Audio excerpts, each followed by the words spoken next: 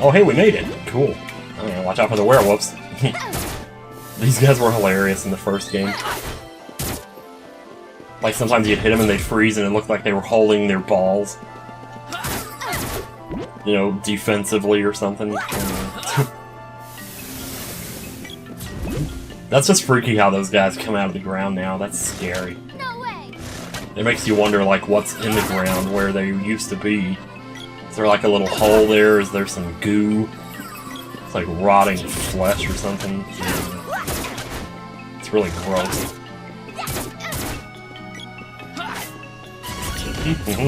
Crane's level 9! Hell yeah.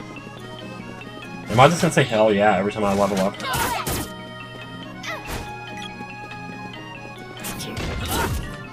Fight these werewolves. Yeah, because of the fact that you can dash past everything in this game, I did that a lot when I shouldn't have. So I think I played the whole game a little bit under-leveled just because I was having too much fun just running around. So then I ended up having to spend more time just sitting on my usual grinding spots just to catch up to where I was supposed to be at that point in the game. I'll tell you what. So it definitely pays to, you know, to stop. I mean, even look at the clouds here inside of the castle. You can see the little spider webs and weapons hanging on the walls. It's just so cool. I mean, a lot of those details were in the original, to be fair. But man, they look really good here. I'm just probably going a little too heavy on the gushing and fawning over here, but oh well. You know what this reminds me of? This reminds me of that spider house in Majora's Mask. The way this looks. It's really weird. It's never reminded me of that before. Oh, number 3 grinding spot. Hell, look at this. You know, come to think of it, I don't know if I ever did try that glitch to see if it worked in this one. I'm just assuming that it wouldn't, though. But let me just see. So in the original game, there was a glitch where if you killed the left eye, right? Let me just walk you through this a little bit here so I can explain this. Because this made for one of the best grinding spots in the game. If you killed the left eye, and then you let the other one spawn 2 Choban Hoods, and then walked out of the room, then when you came back into this room, both eyes would spawn over here. So you could basically just go in and out of this room and kill 2 eyes, which are worth 28 experience each, really quickly, and then you go into the other room and kill the polter chairs, and just go back and forth. And, well, I mean, I know I've told the story a million times, but back in summer of '94, I spent about 3 months just grinding in this spot, and grinded all the way up to level 92. Just off of this spot because of how fast it was. I mean, yeah, it did take me 3 months to do it, and I was doing it for multiple hours per day. So probably like, I don't know, a couple hundred hours is what it took to do that, but I just did it, you know? And I loved every second of it. Not really.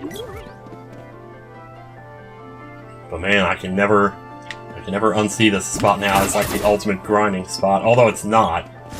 There are better grinding spots, obviously. And I will show you every single one of them as we get to them. I mean, aside from these 3 at the beginning, there aren't really that many. There's one per... Oh, jeez. You're watching your health there, buddy. Oh, crap. You know what? This ain't good. Don't have any... Oh, you know what? I can get some from the cat. Never mind. What does my gold look like, anyway? Oh, I still can't get used to the rings going the wrong way. Like, it's supposed to go, like, it moves the cursor to the right when you press right. But in the original, the items move to the right so that the cursor went to the left when you press right. And that's how I'm used to it, and I still have not gotten used to that yet. I still move it the wrong way.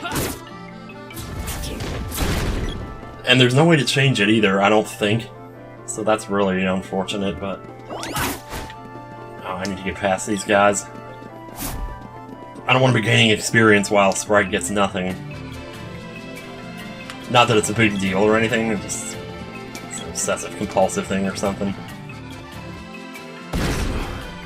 We've come to help. Huh?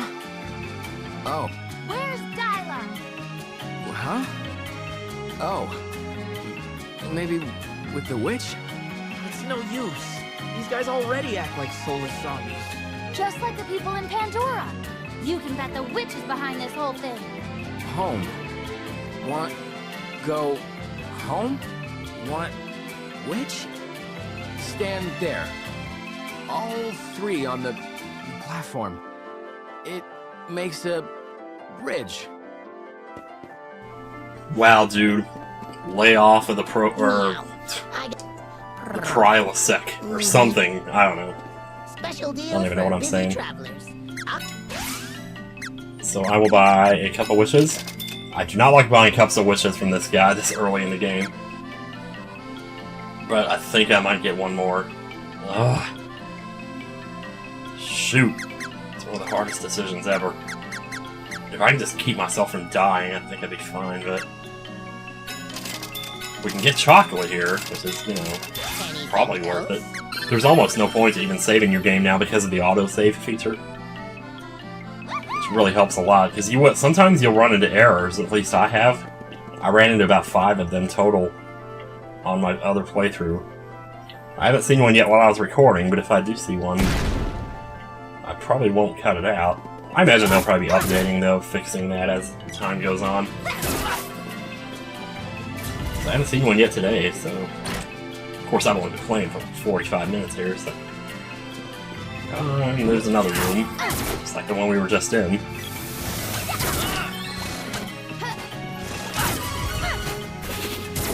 Level 9. Alright. Yeah, I mean, ideally... ooh, crap. Keep her up. You probably want to have everyone in the 3-digit HP range before you fight the Spiky Tiger. Is what I would normally say. But in this game, as is the case with many of the bosses, Spiky Tiger's not so bad. He actually looks really cool in this one. I liked that. I mean, I liked the fight, actually, a lot. See what I mean here? Papoy's already behind us a little bit in experience. Which doesn't matter so much later in the game, but man, early on like this, I don't know. I mean, I think we're close enough. We should be fine. Speaking of which, I really didn't stop the video at any point there. I didn't say goodbye or whatever. So I may just end up having to stop at some random place again. What noisy little children. But don't worry. You'll get what's coming to you. What's that? No, don't leave now. You gotta tell me, man. You don't just say something like that. Allow me the pleasure of sending you to my dear Thanatos. You don't come in here and drop a challenge and leave, old man. No! Dialogue! Elinee, what have you done with him? My. Oh my. Such a peculiar young man. For some reason, my magic didn't work properly on him. But Thanatos wanted him, so I sent him directly to the ruins in Pandora. Thanatos? Silly child! Thanatos is a mystic knight of the Vandal Empire who will crush your kingdom from within. How could you? Now that most of the people of the land have lost their souls, Thanatos will be unstoppable. All the mighty Thanatos has to do is storm the castle by attacking from the southern ruins. Now then, my little Spiky Tiger looks hungry. And you're on the menu. Okay, so what? Love her little dance here is just like in the original. Oh man. If you ever wondered what this place looks like in 3D, well now you know. You even get to see what the sky looks like too. It's pretty cool. Oh, yep, that little cinematic there. Oh man. Yeah, this looks cool. Oh, yeah, look at him go. He's ready, man. I gotta keep an eye on Popeye's HP here. I don't know when I started doing that, calling him Popeye. I don't know if I'm going to be able to stop myself. So I hit him with music. Or hit him with music? Did I really just say that? Yeah, one thing that I often get wrong here, or that messes me up, is the placement of the characters at the bottom of the screen. I'm used to the guy being on the left, the girl being in the middle, and the sprite being on the right all the time. But that's not how it is here, and to further complicate it, when you switch characters, they switch positions down there. So that is also a thing. So there's been a couple of times that I've gone and actually healed the wrong character because, like, I thought it was the sprite because they were on the right or something. So anyway, back to this here. Yeah, this guy's not doing really as bad. He was a critical hit on top of that. I think, yep, see there? Yeah. That guy was definitely nerfed a little bit, and for good reason, though.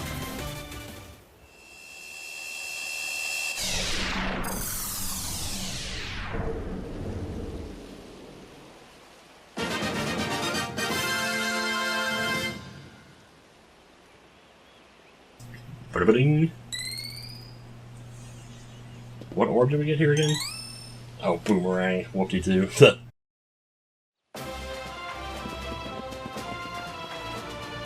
Yeah, it would actually be fun to go through and look at all the charge attacks for some of the weapons that I don't normally use, like the boomerang. This is really nice over here, these piles of wood, and then there's just some swords sitting here on the table. It just looks like somebody lives here, you know? Of course, the fact that it's this old hag, I don't know. No! Please, forgive me. I didn't mean for this to happen. But once the magical herbs that grew in my forest withered, I had no choice. I exchanged the souls of the villagers for herbs from Thanatos. Lesson learned. I'm resigned to be a simple old lady and live a normal life from now on. If you're looking for that young man who was here earlier, he's already left for the ruins to the south of Pandora. You can take what's in that treasure chest over there. I don't need it anymore. I don't know why you would have needed it, considering what it is. I'm back Anyway. to my old magicless self. So I can't help you. Damn. Sucks to be you then. So what is she doing over here now? Just hanging out, growing plants or something? Have their own little Stardew Valley thing going on here? Well, it's no wonder you have a bad back. Look at the way these bookshelves are arranged. They're all like 2 feet high, man. I could sit on these. Well, maybe that's the point, is you like to sit on them. Still, every time she has to reach for a book, she has to bend over. Should have put those things on top of each other. You would have had a better time of it. Anyway. So one thing that's a little awkward about this is, like, the camera's zoomed in a little more than it normally is. And a lot of the dungeons in this game consist of several, like, smaller rooms. So you'll be going through a lot of doorways, you know, and into the now loading screen, which doesn't take long, but still. You have, like, all these rooms, you're spending almost as much time, you know, loading the next room as you are going through the current one, especially if you're running through it. It's just like doorway after doorway after doorway. Dialogue is alive. Can you hear me? Come to the water palace immediately. It's Luca. Something must have happened. I've gotta go. I'm going to. I'm worried about Dialogue, but I need your help to save him. I'll go with you, but in return, you have to help me rescue Dialogue afterward. Don't worry, I'm coming along. We'll get this job done in no time. Well, sure thing. I'll let you hang out with me until we arrive. What a treat. That's actually not till later, but whatever. Oh, sorry, Sprite. We're just gonna leave you behind. Whoop, whoop, whoop. Ooh, I just can't stop rubbing my eyes over here. Something in the air. It's a little dusty or something. Anyways, now that we have the whip, we can just take the shortcut out of here, which Dialogue and his men were actually referring to earlier. I wouldn't expect anyone to actually remember that. It's like, if a game tells you about something, but it doesn't show you, then, at least in my case, I'm definitely not that likely to remember it. Like, I need to see hands-on what you're talking about. Otherwise, I'm not gonna remember it at all. So, but whipping in this game, it's pretty standard. Like, normally in the old game, you would walk up to it, and it would, like, freeze and line up all your characters and scroll the screen over. And then only then could you actually make the whip work. But in this one, there really is no indication when you're in the right spot. But if you whip when you're in the right spot, then it'll drag the characters over, scroll over, set up the screen, and do everything that I was just saying. So basically, the trigger for the game setting you up to whip is you actually whipping, not walking onto the spot where you whip. I guess is what I'm saying. So there's really no need for me to come in here and talk to her, because we already know what we're doing here. But I'm gonna do it anyway because I don't want to admit... No. Well, I say I'm doing this because I don't want to omit any dialogue. Yet I know there's probably gonna end up being stuff I skip. Would you like to save the game? Sure, why not? Undine, the elemental of water, lives in a cave behind a waterfall east of this palace. Her barrier protecting the palace has disappeared, and I fear the worst. She could be in grave danger. You must find her. No, I'm sure she's alright. After all, nobody can touch the elementals. They're like invincible, aren't they? No, that's not foreshadowing. They really are invincible. Well, they're not, but... but as far as the gameplay is concerned, they are. So...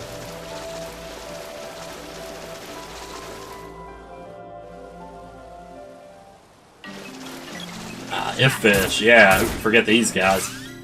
In the first game, I remember these guys felt really hard. There's some enemies that just feel hard to hit. Another example would be those green caterpillar-looking things in the Lost Woods later, or in the Upper Land, I mean. Those felt really hard to hit. And these guys, in the original, felt the same way. They don't feel so much like that here. So, I guess that's a good thing. Like, at least it feels like you can really, I don't know, just slash them, you know? That's what you're doing, after all. I mean, this is a perfect example of an enemy where you want to constantly be moving around so that they don't latch onto you and start pummeling you with bubbles or whatever. What the? Oh, hello, little guy. You say Undine's in danger. What, from this thing?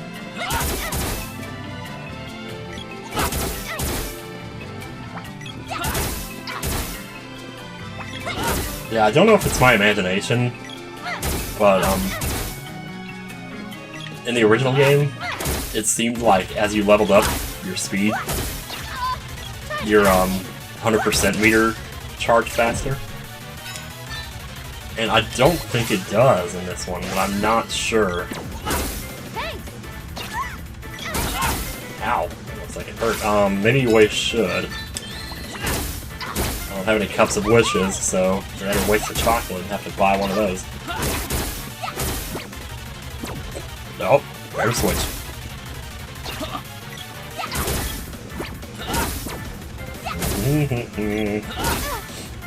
So using that cure water here? Nope.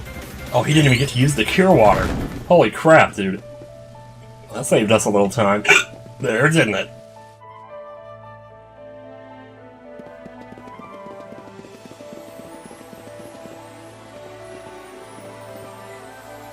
My thanks. I am Undine, the water elemental. In return for your kindness, you may use my power. Elementals may manifest as two types of spells, to use as you will. You may call upon my recovery and defense magic. And you may use my battle magic. What about me? You are the wielder of the mana sword. Magic will never be yours to master. For to pit your own magic against that of your sword could yield disastrous results. However, you may channel the magic of others through your mana weapon. For instance, she can cast Ice Saber on your weapon, turning your enemies into snowmen. In addition, I leave this mana weapon to you. With it, you may attack enemies both above and below you. Call upon me at any time. Wow, I didn't notice she said that before. She said stuff about attacking enemies above and below you. Hell yeah. Alright, baby. I'll be a master mage in no time. Okay, right here. See the sprite's face? Okay, it looks sort of... what it really is that's his face, and then there's like the shadow of his neck or something, or he's like wearing black or something down there. But I can't unsee... like, it looks like he has a huge smile on his face, and it reminds me of Kokichi. So, yeah. So if I can't unsee it, then I'm not going to let you unsee it either. It's funny because in the original game, some of the sprites did that. They had a big smile like that. That was really funny. It's kind of stupid looking a little bit, but...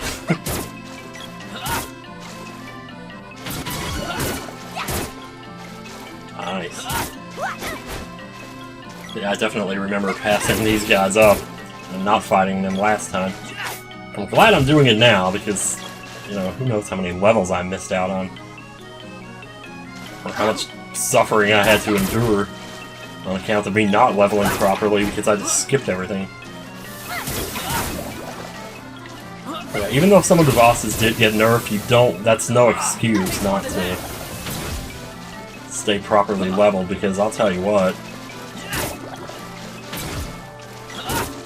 Because it ain't the bosses that are going to kick your ass in this game, it's everything else. Stuff like that, the if-fishes, I mean seriously, look at our life right now. If-fishes did that. Use Undine's power to clear the magma in the underground palace.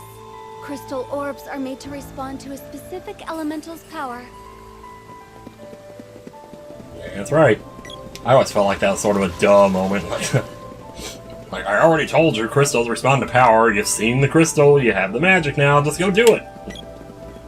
But not really, because, you know, you might not remember that you saw that there, or what it was for.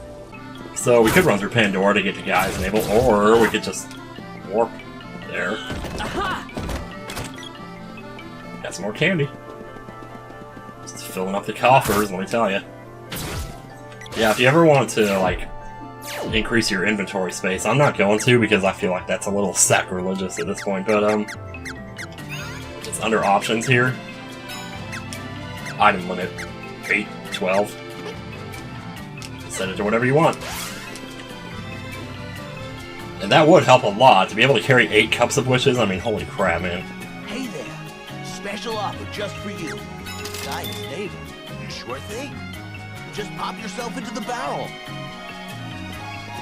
Alright, gonna do a barrel roll. Yeah, even though they don't show the overworld when you do this, I kind of feel like that is okay, because for one thing, it makes the Flammy surprise later on more, you know, more of a thing. Okay, one of the error messages I got when I played this last time was here. Right after taking a cannon here, when I walked in the water, got an error message. I'm not sure why. There doesn't seem to be any one specific thing that causes it, it's just the game freezes and then it says, you know, for like a second or two. Then it says, oh, you found an error message. So anyway, we've been through a little bit of stuff here, so we probably want to upgrade the weapons and see if there's any new cutscenes at the end to unlock here. Yep, Spiky Knuckle and Boomerang. So I think I might talk more about leveling magic when I get to 2. Otherwise, I'm probably just going to level it to 1 off screen here. It's not a huge deal. One night is 15. A lot of it depends on the elemental, how fast you can cast it, but then that was true in the original, so there you go. What is it? Is there something on my face? Just can't decide if I should make you my underlings or not. You look like troublemakers to me. Underling? Forget it. Besides, he looks more the subordinate type than I do. No way am I taking orders from them. So that was a strange act back there. Did you really manage to trick travelers into giving you money? No comment. That's not good enough. Tell me. No one else fell for our ruse except for you guys. Good. I don't want to travel around with a liar who cheated a bunch of innocent people out of their gold. Calling me a liar's a little harsh. I apologized already, remember? It's in my nature to be tricky. I'm a sprite. You just gotta expect a prank or two. Not on this journey. Oh, I love those little cutscenes. Something tells me there's probably a couple more that I haven't... Like, I think I'm a little behind on them, because that's a little further back in the story than where we're at right now. But I'm not gonna watch 2 of them in a row in a video here. What I might do is, like, start the next video with 1 or something, I don't know. Either way, save the game again. Alright, well, next time on Secret of Mana, we're gonna do the Underground Palace. See you guys later. Yeah, one quick thing I wanted to look at here was actually the trophies, because, I mean, right now I'm recording this at 4:30 p.m. on February 18th, so the game has been out for less than 100 hours. So it would be, because you'll never be able to see this, you know, when it's like 2 months down the road and everybody's done everything. So after 90 hours, 96.3% of players defeated Mantis Ant, but only 72 got to Tropicalo. That's interesting. But of those who got that far, though, it seems like a pretty good fraction of them went on to beat Spiky Tiger, Biting Lizard. But it's interesting to see as you go through each boss, like how far everybody is. It's been fascinating to watch this. I mean, it's already down to 1/3 of people have got the Jabberwocky. Spring Beak. Wow, it really drops off here. Spring Beak to Great Viper.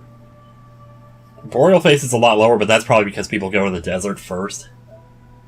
So there'd be like more people, yeah, more people would beat Mech Rider than Boreal Face. Minotaur. There's another drop off there. Vampire. Mech Rider 2. Lime Slime, now it's down to under 10%. See, but 2 months from now, that's going to be like, that percentage will be like 86, not 8.6. I don't know. Maybe, I mean, I don't know. It's kind of weird to look at this, though. You know, last night when I looked at this, which would be about 12 hours ago, this was at 1.2. Now it's at 1.9. So yeah, it's 1.9% to beat the game. It's kind of cool to think I'm one of the first 2% of people to have done it.